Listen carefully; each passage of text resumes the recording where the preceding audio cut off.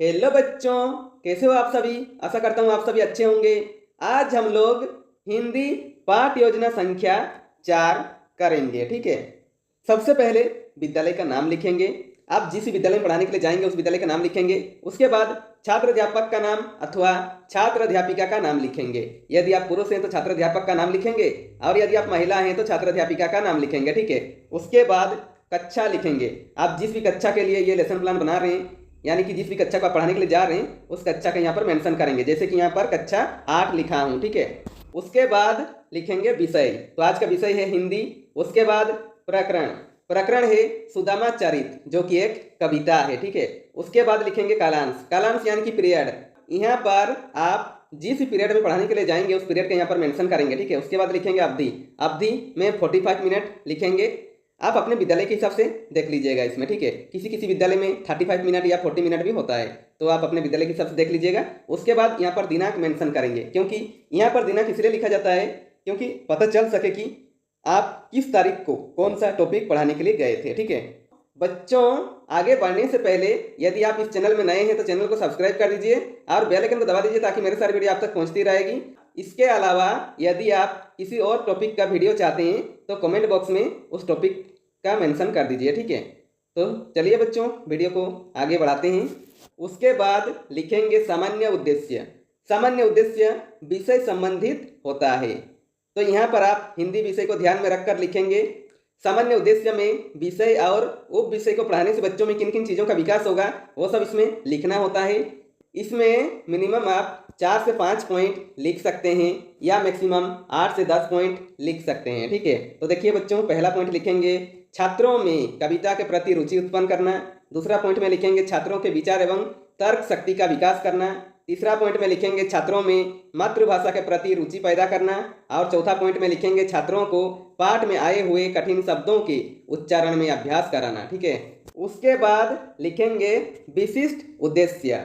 विशिष्ट उद्देश्य टॉपिक से संबंधित होता है, यानी कि छात्र अध्यापक के द्वारा छात्रों को पढ़ाने के बाद छात्रों के व्यवहार में क्या क्या चेंज आया और छात्रों में किन किन चीज़ों का विकास होगा वो सभी विशिष्ट उद्देश्य के अंदर इंक्लूड होते हैं। इसमें मिनिमम आप 3 पॉइंट लिख सकते हैं या मैक्सिमम 4 से 5 पॉइंट लिख सकते हैं। ठीक है। तो पहला पॉइंट में लिखेंगे छात्र कविता को अपने शब्दों में व्याख्या कर पाएंगे। दूसरा पॉइंट में लिखेंगे छात्र सुदामा चरित पाठ में निहित केंद्रीय भाव एवं विचार को ग्रहण कर सकेंगे। और तीसरा पॉइंट में लिखेंगे छात्रों को शुद्ध स्पष्ट आरोह अवरोह विराम चिन्हों का प्रयोग करते हुए वाचन करने योग्य बनाना। ठीक है। उसके बाद लिखेंगे शिक्षण विधि यानी कि टीचिंग मेथड। इसमें शिक्षक कौन कौन सा शिक्षण विधि प्रयोग कर पढ़ा रहे हैं वो यहाँ पर मेंशन करना होता है। ठीक है। जैसे कि देखिए व्याख्यान विधि और प्रश्नोत्तर विधि। ठीक है। उसके बाद लिखेंगे शिक्षण सहायक सामग्री। इसमें वो सभी सामग्री आते हैं जो शिक्षक पूरे 45 मिनट पढ़ाने के दौरान प्रयोग करता है।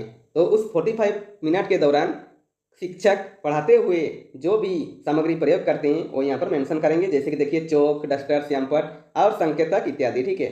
उसके बाद लिखेंगे पूर्व ज्ञान। तो इसमें लिखेंगे छात्र छात्रा भगवान विष्णु के बारे में सामान्य जानकारी रखते हैं। उसके बाद आता है प्रस्तावना।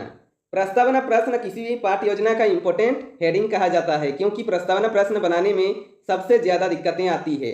तो प्रस्तावना प्रश्न का फॉर्मेट कैसे होता है देखते हैं। प्रस्तावना प्रश्न का फॉर्मेट 3 कॉलम से बनता है।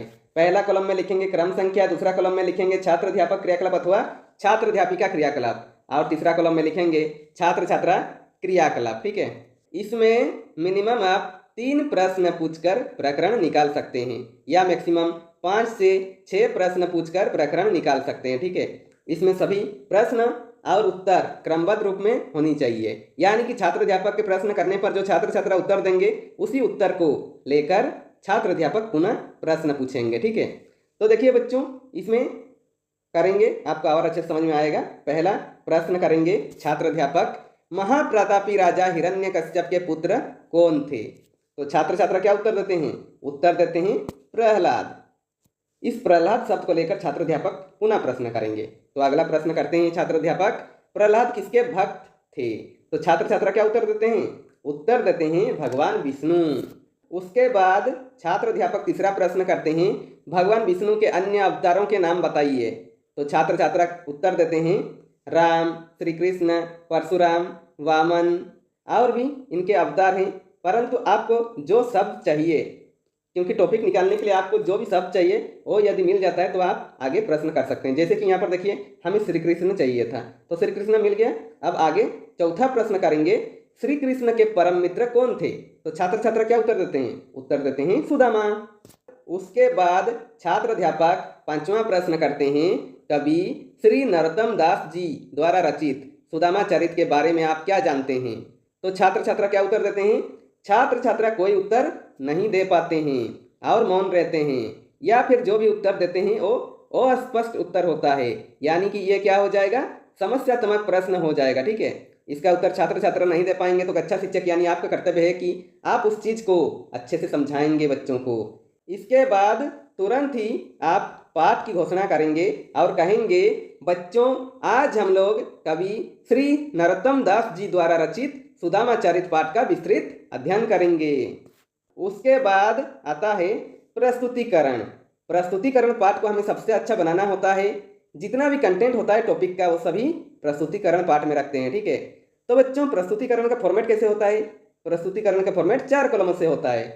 तो पहला कॉलम में लिखेंगे शिक्षण बिंदु यानी कि टीचिंग पॉइंट, इसमें कौन कौन से पॉइंट कवर करेंगे वो सभी लिखेंगे। ठीक है, दूसरा कॉलम में लिखेंगे छात्र अध्यापक क्रियाकलाप अथवा छात्र अध्यापिका क्रियाकलाप यानी कि पुपिल टीचर एक्टिविटी, इसमें क्लासरूम में टीचर क्या क्या एक्टिविटी कर रहे हैं वो सब लिखेंगे। ठीक है, और तीसरा कॉलम में लिखेंगे छात्र छात्रा क्रियाकलाप, इसमें क्लासरूम में छात्र छात्रा क्या क्या एक्टिविटी कर रहे हैं वो सब लिखेंगे। और चौथा कॉलम में लिखेंगे श्यामपट कार्य। ठीक है, तो सबसे पहले शिक्षण बिंदु में लिखेंगे कवि जीवन परिचय, और छात्र अध्यापक सुदामा चरित्र पाठ के कवि का जीवन परिचय के बारे में जो भी बच्चों को बताएंगे वो छात्र अध्यापक क्रियाकलाप पर लिखेंगे। ठीक है, तो देखिए छात्र अध्यापक क्या बताते हैं, कवि श्री नरोत्तम दास जी हिंदी साहित्य के एक महान कवि हैं।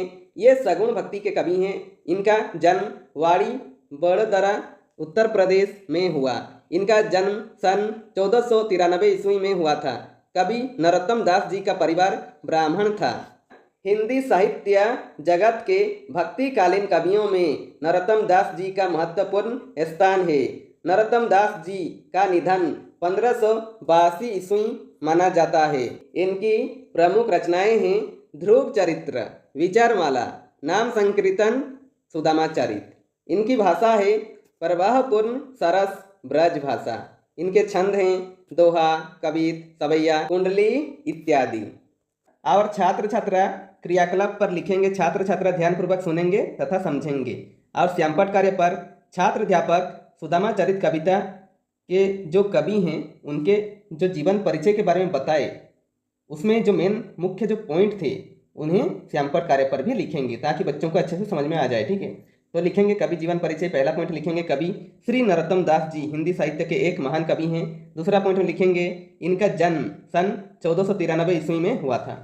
तीसरा पॉइंट में लिखेंगे कवि नरोत्तम दास जी का परिवार ब्राह्मण था। और चौथा पॉइंट में लिखेंगे कवि नरोत्तम दास का निधन 1582 ईस्वी में माना जाता है। ठीक है, उसके बाद बोधात्मक प्रश्न पूछेंगे।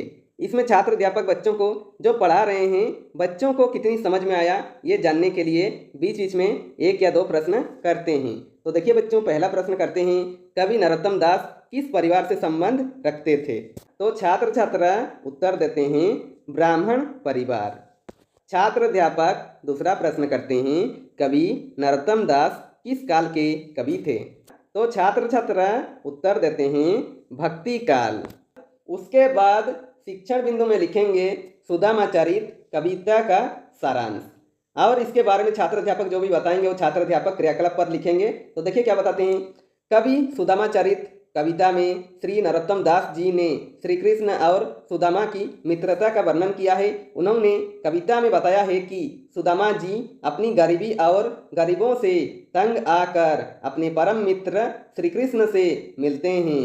इस कविता में कवि नरोत्तम दास जी ने भगवान श्री कृष्ण और सुदामा की दोस्ती का बहुत ही खूबसूरती से वर्णन किया है। सुदामा चरित्र में कवि नरोत्तम दास जी ने भगवान श्री कृष्ण और सुदामा के मिलन, सुदामा की दिनहीन दशा, कृष्ण द्वारा अपने बाल सखा यानी कि बचपन का दोस्त को बिना एक शब्द बोले सहायता करना आदि प्रसंगों का बड़े ही सुंदर ढंग से वर्णन किया है। और छात्र छात्रा क्रियाकलाप पर लिखेंगे। छात्र छात्रा ध्यानपूर्वक सुनेंगे तथा समझेंगे। उसके बाद शिक्षण बिंदु पर लिखेंगे आदर्श वाचन। इसमें सुदामा चरित कविता का जो पहला पंक्ति है वो बच्चों को सुनाएंगे। ठीक है, तो देखिए क्या सुनाते हैं। शीश पगा न झगा तन में प्रभु, जाने को वही बसे के ही ग्रामा। धोती फटी सी लटी दुबती अरु, पाए उपनहा की नहीं समा। द्वार कोघो द्विज दुर्बल एक, राव हिया चाकिस्व वसुधा अभिरामा। प्रसरत दीन मित्र को धाम, बतावत अपना नो नाम सुदामा। उसके बाद शिक्षण बिंदु में लिखेंगे अनुकरण वाचन यानी कि दोहराना। इसमें छात्र अध्यापक के साथ छात्र भी इस पंक्ति को दोहराएंगे। ठीक है, तो इसे यहाँ पर पुनः लिखेंगे। ठीक है, उसके बाद शिक्षण बिंदु में लिखेंगे भावार्थ। छात्र अध्यापक इस पंक्ति को विस्तृत रूप से किस तरह बताएंगे बच्चों को वो यहाँ पर लिखेंगे। ठीक है, तो मतलब कि इसमें छात्र अध्यापक जो भी बताते हैं बच्चों को उसे छात्र अध्यापक क्रियाकलाप पर लिखेंगे। ठीक है, तो देखिए क्या बताते हैं। प्रस्तुत पद में कवि ने सुदामा के श्री कृष्ण के महल के द्वार पर खड़े होकर अंदर जाने की इज्जत की कमी का वर्णन किया है।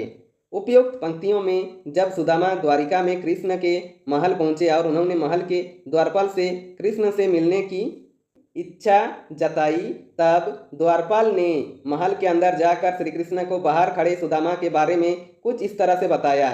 द्वारपाल श्री कृष्ण से कहता है, हे प्रभु, महल के बाहर एक व्यक्ति बहुत ही दयनीय स्थिति में खड़ा है और आपके बारे में पूछ रहा है। उसके सिर पर ना तो पगड़ी है और ना ही तन पर कोई झगुला यानी कुर्ता है। उसने यह भी नहीं बताया कि वह किस गांव से पैदल चलकर यहाँ आया है। उसने अपने शरीर पर फटी सी धोती पहनी है और एक मैला सा गमछा ओढ़ा है, यहाँ तक कि उसके पैरों में जूते या चप्पल भी नहीं है। द्वारपाल आगे कहता है, हे प्रभु, महल के दरवाजे पर एक बहुत ही कमजोर वो गरीब ब्राह्मण खड़ा होकर द्वारिका नगरी को बड़ी हैरानी से देख रहा है और आपके बारे में पूछ रहा है, साथ में अपना नाम सुदामा बता रहा है। और छात्र छात्रा क्रियाकलाप पर लिखेंगे। छात्र छात्रा ध्यानपूर्वक सुनेंगे तथा समझेंगे। और श्यामपट कार्य पर छात्र अध्यापक जो भी पढ़ाए इस पंक्ति में उसमें जो भी कठिन शब्द थे उसके अर्थ भी श्यामपट पर लिखते जाएंगे ताकि बच्चों को भी समझ में आए। ठीक है, तो पहला देखिए, शीश, इसका अर्थ होता है सिर। पगा, पगा का अर्थ होता है पगड़ी। झगा, झगा का अर्थ होता है कुर्ता। तन, तन का अर्थ होता है शरीर। द्वार, द्वार का अर्थ होता है द्वार। खड़ो, इसका अर्थ होता है खड़ा होना। द्विज दुर्बल, इसका अर्थ होता है दुर्बल ब्राह्मण। वसुधा, इसका अर्थ होता है धरती। धाम, इसका अर्थ होता है स्थान। उसके बाद छात्र अध्यापक बोधात्मक प्रश्न पूछेंगे। इसमें छात्र अध्यापक बच्चों को जो पढ़ाए बच्चों को कितनी समझ में आया ये जानने के लिए बीच बीच में एक या दो प्रश्न करते हैं। तो देखिए पहला प्रश्न करते हैं, सुदामा कहाँ जा रहे थे? तो छात्र छात्रा उत्तर देते हैं, अपने मित्र श्री कृष्ण के पास सुदामा जा रहे थे। छात्र अध्यापक दूसरा प्रश्न करते हैं, द्वार पर खड़े व्यक्ति की धोती कैसी थी? तो छात्र छात्रा उत्तर देते हैं, फटी सी थी। यहाँ पर हमारा प्रस्तुतिकरण समाप्त होता है। उसके बाद आता है पुनरावृत्ति। इसमें छात्र अध्यापक बच्चों को जो भी पढ़ाए उसे पुनः रिक्रिएशन करेंगे ताकि बच्चों को जो भी पढ़ाए उन्हें अच्छे से याद भी हो जाए। ठीक है, तो देखिए लिखेंगे, कवि सुदामा चरित कविता में श्री नरोत्तम दास जी ने श्री कृष्ण और सुदामा की मित्रता का वर्णन किया है। इस कविता में कवि नरोत्तम दास जी ने भगवान श्री कृष्ण और सुदामा की दोस्ती का बहुत ही खूबसूरती से वर्णन किया है। इस कविता में कवि नरोत्तम दास जी ने भगवान श्री कृष्ण और सुदामा के मिलन, सुदामा की दिनहीन दशा, कृष्ण द्वारा अपने बाल सखा को बिना एक शब्द बोले सहायता करना आदि प्रसंगों का बड़े ही सुंदर ढंग से वर्णन किया है। उसके बाद लिखेंगे मूल्यांकन। मूल्यांकन शिक्षक केंद्रित होता है, यानी कि शिक्षक अपना तथा छात्रों का भी साथ में मूल्यांकन करते हैं कि जो उन्होंने 45 मिनट का क्लास लिया बच्चों को कितनी अच्छी तरह से समझ में आया। ये जानने के लिए इसमें मिनिमम एक या दो प्रश्न करते हैं या मैक्सिमम 4 या 5 प्रश्न कर सकते हैं। ठीक है, तो देखिए पहला प्रश्न करते हैं, सुदामा कौन थे। दूसरा प्रश्न करते हैं, सुदामा किस हाल में श्री कृष्ण के पास गए थे। उसके बाद लिखेंगे गृह कार्य। गृह कार्य पे ऐसे प्रश्न बनाइए कि बच्चों को घर पे जाकर वो चैप्टर अभ्यास करने का मौका मिले और हमें भी पता चल सके कि बच्चे क्या पढ़ रहे हैं, क्या सीख रहे हैं और अभ्यास के बाद उन्हें क्या डाउट आ रहा है। इसमें भी मिनिमम 1 या 2 प्रश्न करेंगे या मैक्सिमम 4 से 5 प्रश्न कर सकते हैं। ठीक है, तो देखिए बच्चों प्रश्न करेंगे, सुदामा अपने मित्र श्री कृष्ण से मिलने क्यों गए थे, अपने शब्दों में लिखिए। तो बच्चों यहाँ पर हमारा समाप्त होता है ये पाठ योजना। ठीक है बच्चों, मुझे उम्मीद है ये वीडियो आपके लिए बहुत ही हेल्पफुल रहेगी। यदि वीडियो पसंद आए तो लाइक कीजिए और ऐसे ही बेहतर वीडियो पाने के लिए आप इस चैनल को सब्सक्राइब कर दीजिए और बेल आइकन को दबा दीजिए ताकि मेरे सारे वीडियो आप तक पहुंचती रहेगी। और हो सके कैसी लगी वीडियो कमेंट बॉक्स में कमेंट करके भी बता सकते हैं। ओके।